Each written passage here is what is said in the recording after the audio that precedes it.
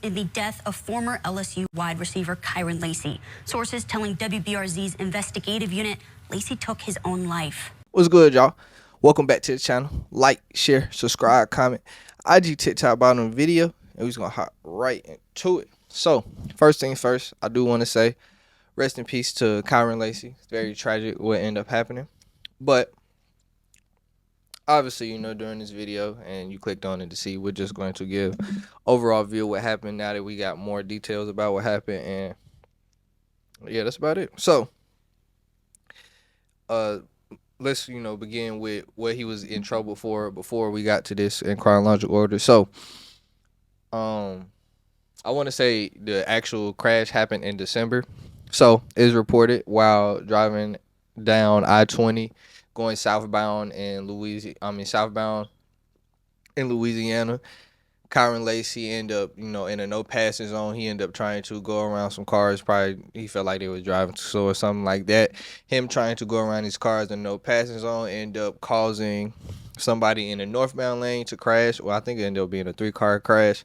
And then it ended up killing a 78-year-old former Marine. So rest in peace to him too. So obviously, so that's what was really the whole crazy thing that happened before.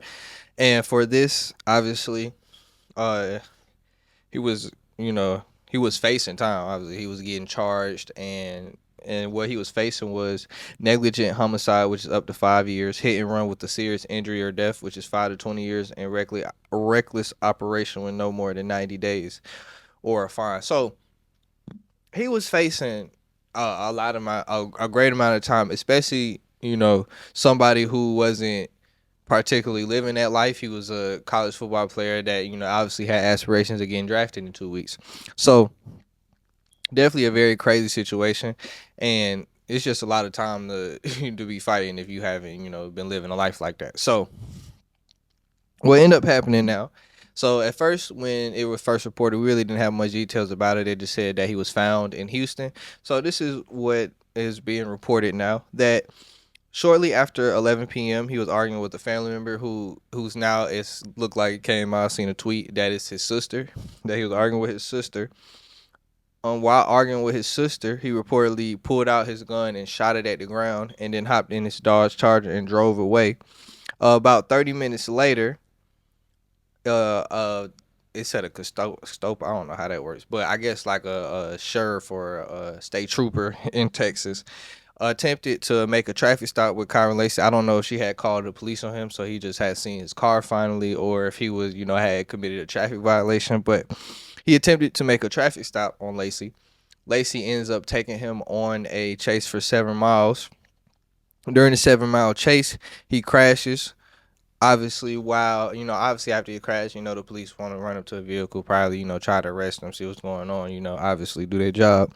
When they went up on the vehicle, they see that he had shot himself and that he was deceased. So that's probably what ended up causing him to crash. So yeah, that's pretty much the story. Very, very crazy story. Like I said, rest in peace to Kyren Lacy. Rest in peace to the man that he reportedly might have caused the accident that killed. Rest in peace to both of them. Very sad situation. Obviously, we don't want to see nobody take their life, especially in a situation like this. But like I said, it's very different when you're looking at that time. If you're not looking at that time, of course you can be like, oh, I can fight it and do all this. But when you're actually looking down at that time, especially seeing what you threw away, because it's not like, I'm not trying to say it like this, but it's like he's somebody in the street who knew he was living his life like that. So it's like, it's not like he gave so much away. Like he gave up an actual potential NFL career. And we don't know how good he could have been in the league. Like we'll never know now. But like he gave up for this, so I can see why. I ain't gonna say I can see why, but it's understandable, I guess. And then my only thing was, I felt like, me personally, he could have beat it, just the case. Now, like I said, taking the risk, taking the trial, they'll probably try to give him plea, all this.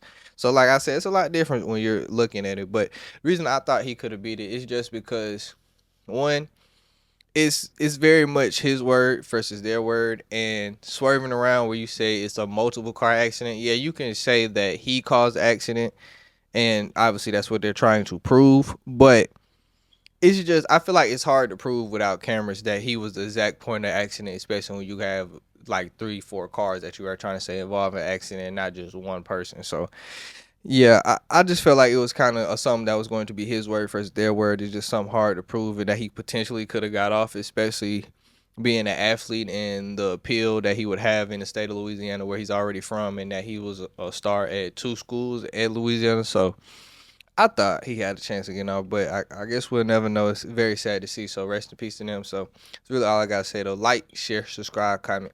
IG, TikTok, on the video, and we up.